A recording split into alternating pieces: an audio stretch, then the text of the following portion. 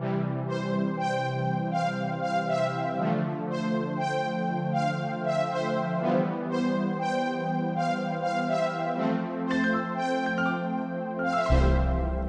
and welcome to Challenge Solutions. If you're a longtime follower of the channel, you may remember me, but my name is Macy, and I'm an upcoming senior studying music at the University of Arkansas. I stepped away from Challenge Solutions for a bit to focus on school and my career, but I am back for the summer, so today I'm going to be answering all of the music-related questions that you guys had while I was away, in the hopes that if they cannot help the person who asked them, they might help other blind students and teachers who are coming along. So the first question is, how did you go about finding a good marching guide, and what were the best ways you found for your marching guide to instruct you? The first marching guide I had was actually found by the band program at the U of A. It kind of has to be this way going into college because when you're a freshman, you don't really know anyone and no one knows you. So you need someone like a band director to help connect you with older students who might be interested in being your guide. My first guide was a music education student who focused on teaching students with special needs, so it was a really great fit and it was beneficial for both of us. Importantly, at this point, being my guide was a paid position, so my guide was not a member of the marching band. They were actually a band staff, technically. They were a senior who had been in marching band for 3 years though, so they had plenty of experience and knew how the band was going to work. My sophomore year, I did choose my own guide, and it was fairly simple because she was already in my section and I knew her very well by that point. She actually opted to stay in band as a class to fulfill her ensemble requirement, so she still played in pep rallies and in the stands, whereas my first guide did not do those things. I think either of these options is perfectly fine as long as the person that you have is willing to work with you and excited to work with you and flexible so that they can best accommodate whatever you as an individual student need. As far as how we learned together, I plan on making a separate video on that because there was a lot that went into it. Basically, I learned the basic technique through a lot of verbal feedback and had my guides physically manipulate my body to show me how it should feel like to march with proper technique. And after I had that down, we used clock face directions and step sizes to memorize shows. For example, before halftime, I was really known for running through my routine out loud. So I would say things like, mark time for 8:32 to 7 o'clock, 8 to 5, and etc. Again, there will be more details on this process coming soon, but I hope that provides a basic answer to your question. The next question we have is advice for working with a school that doesn't want to allow a blind student in marching band. This is a problem that I've heard time and time again that students and teachers run into. The important thing to remember here is that blind students are entitled through the IDEA legislation to the same educational opportunities that their peers have. So no one really has the right to tell a blind student that they cannot participate in marching band. My high school did not have marching band, so I never really had the opportunity to march until I was in college. By that point, I was an adult and I was responsible for my own safety. The situation is kind of different when you're working with a minor who is technically the school's responsibility. If you look at putting that student with a guide who is also a student, then you're technically leaving someone's teenager's safety in the hands of another teenager. So it's really understandable why there would be some questions from schools and band directors about that. But I say all of that only to encourage caution in this situation. I absolutely think that all blind students who want to march in band should be given the opportunity to do so. I marched in the 350-piece R&B for 2 years, learning a new show every week, and I fell one time, which was during my very first early week when I was still learning technique and adjusting to my guide. And of course, I was not injured during that experience at all. In high school marching band, where you typically do the same show all year, I feel like injury is highly unlikely. And if a student and their parents are willing to take that risk, I feel like that's a risk that they have the right to take. So the best advice I can give is to work everything out as best as you can before approaching the person who's having a problem with the situation. If you can get your students' parents on board and you know of someone who might be able to guide your blind student and you or the band director or someone else is willing to take extra time to teach marching fundamentals, and you bring all of that to the school or whoever it needs to be brought to, I think that is a great place to start. I also got the idea for a marching guide from an article I found that was about a high school student who was doing this before I ever was, so I will try to link that just as further evidence that it absolutely can be done and that it should be done. Because I didn't march in high school, I may not have as much experience as others, so if you have marched or helped convince a school that a blind student can march in the band, please go ahead and leave a comment sharing your experiences and what worked for you so we can have some advice and discussion on this topic. The next question we got is, hello, I'm a high school music teacher with a totally blind student. I'm having a difficult time teaching him how to use correct posture and embouchure while playing. Any tips to help me teach him in a way that he can understand? This is a problem that we all face. I played horn with bad technique for literally 3 years because I simply did not know that I was doing anything wrong, and I never had any kind of private lessons in high school. There is really only one way to demonstrate proper posture for a blind student, and that is to physically get them into the correct position.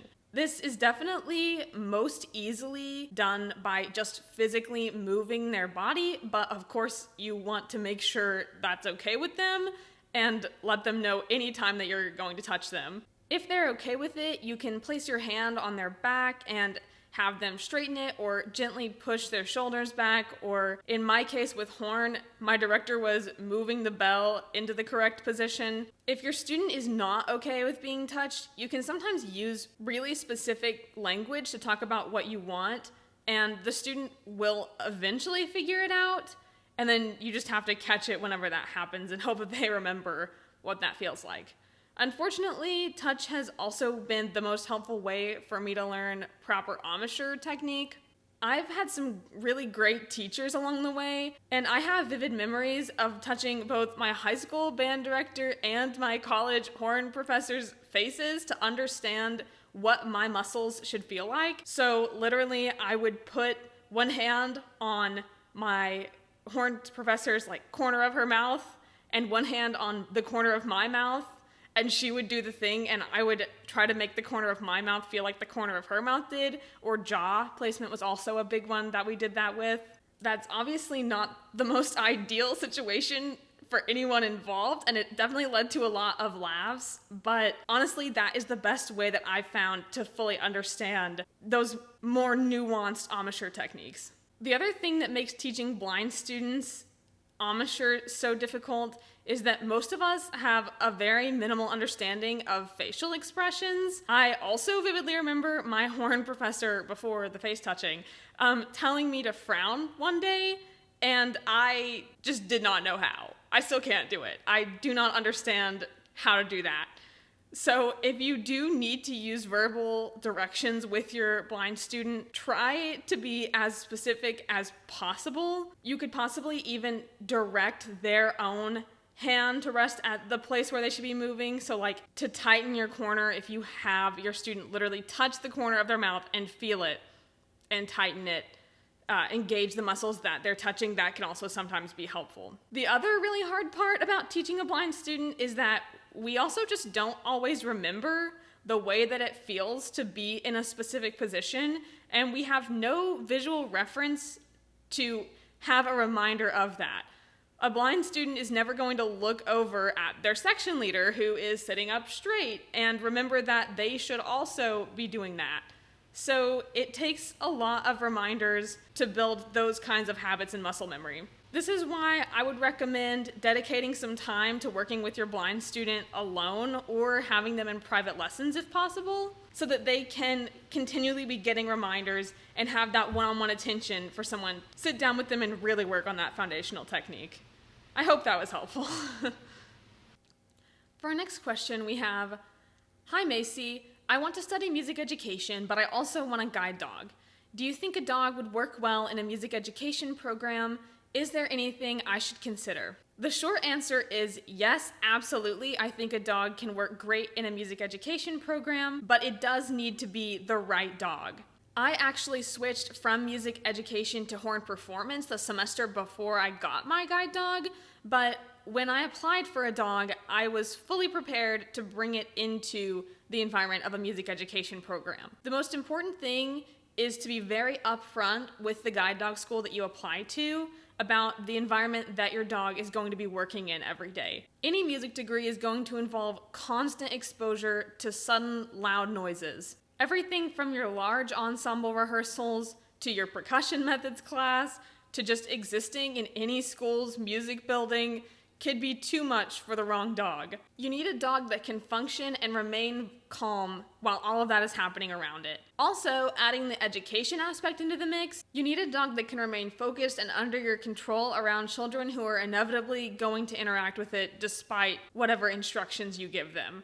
I got my dog from Guiding Eyes, told them all of this during the application process, and got a dog that does fantastically through all of the rehearsals and concerts and classes that I have. So it's definitely possible to find a match that can do all of that and benefit you while you study music education. On to our next question. Advice for memorizing music quickly.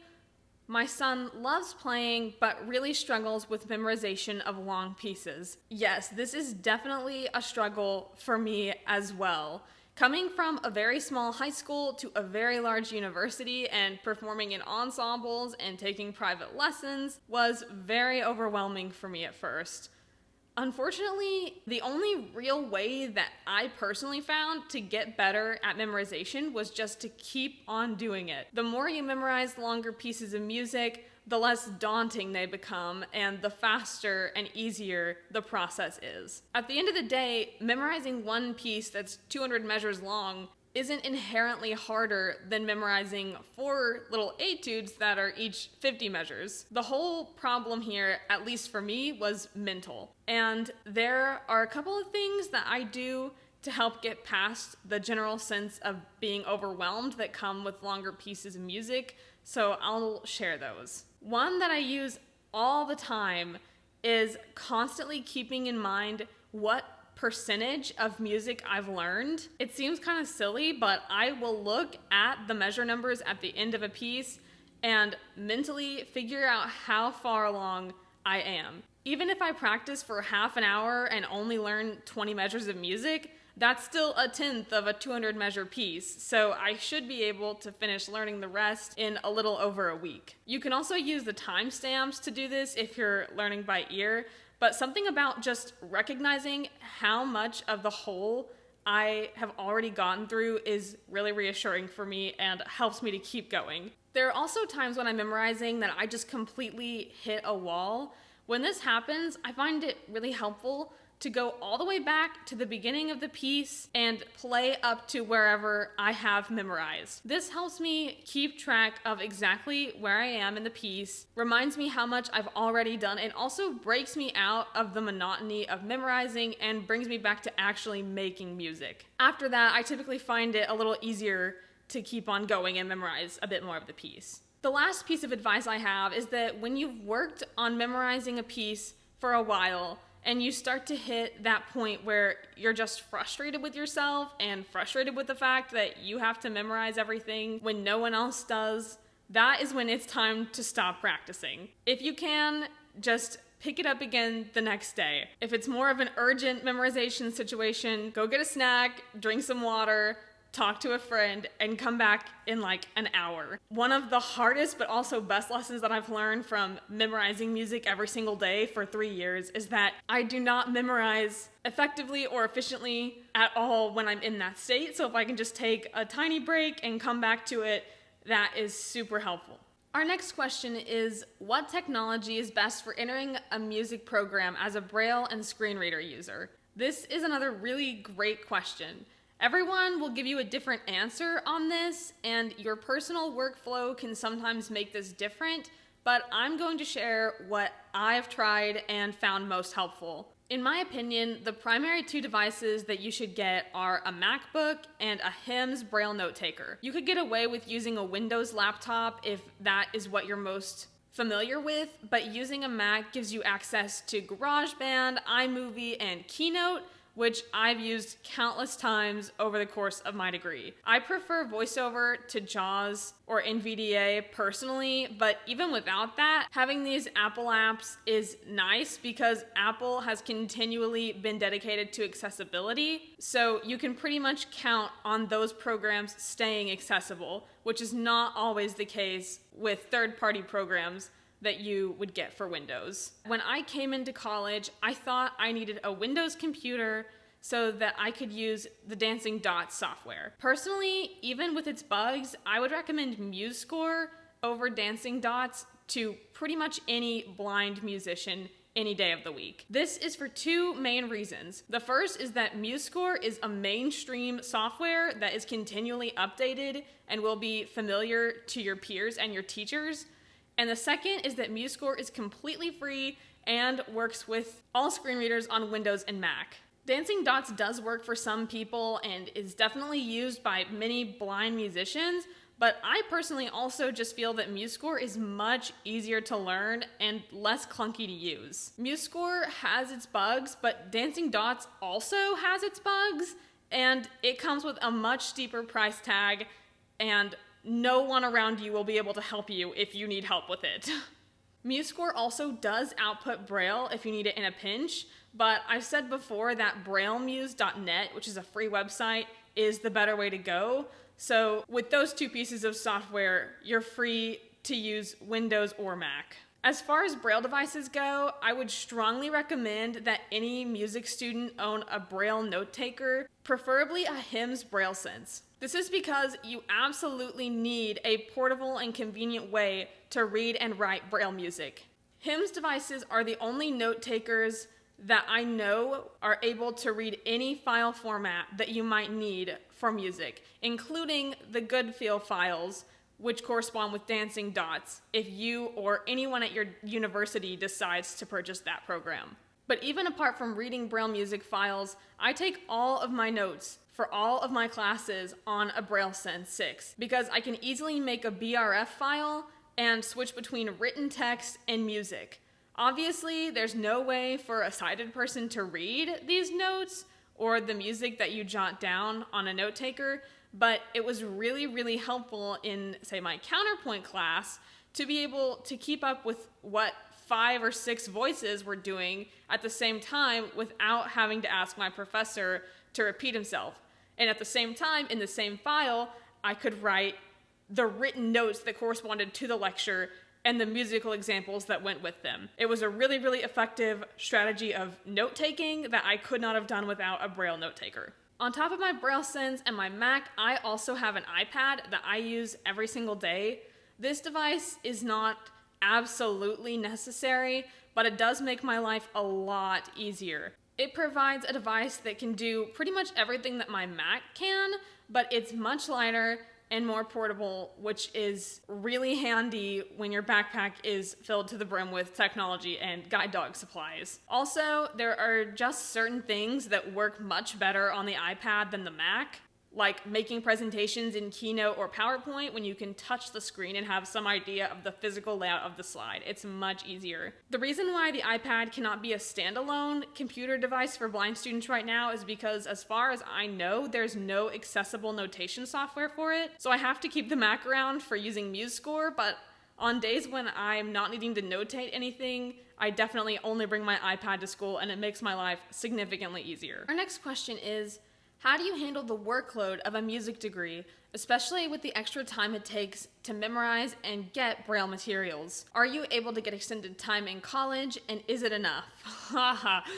Oh, this is such a great question, and it's something that I think a lot of people, myself very much included, don't think about before coming to college for music. If you've listened to the Challenge Solutions podcast, you've probably heard Cole's metaphor about how you have to balance sleep, friends, and classes in college, and you get to have 2 of those things, and you can never have all 3, so you have to pick and choose. Well, with a music degree, you have all of that, plus practicing your instrument and the extra time it takes to read and memorize all of your music.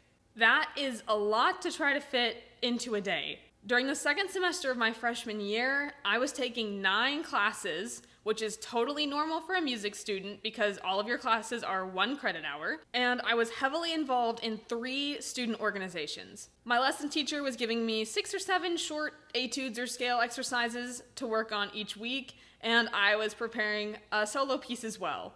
For me, this was simply too much to fit into the time that I had. The thing with studying music is that in any situation where you're memorizing music and performing it on an instrument, there is no real way for someone to give you extended time. You have, say, 4 piano exams each semester, and you can't drag 1 semester of piano 2 into a year-long class or you would never graduate. The same goes for your lessons. You have a lesson every week, so all you can do is as much as you can get done in that week. Because of this, I found that a much better solution is to actually reduce the amount of music that you have to learn.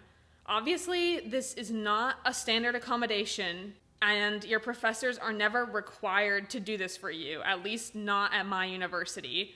And it does not apply to written work like papers where you can use traditional extended time. But unless you are significantly better at memorizing music than I am, there will probably come a time when it's all just too much for you to do. At that time, I would recommend figuring out where it makes the most sense to start cutting music and approaching the teacher and explaining why you feel like it should be beneficial for you to take on less music to memorize. I've had one professor in my college experience protest when I asked him for this accommodation. Thankfully, this was at a point when I had pretty much accepted that this was going to be a necessary part of my degree, so I kind of pushed by sending an email asking how he planned on meeting my completely authorized extended time accommodation in his performance-based class when I was going to need to return my methods instrument the following week.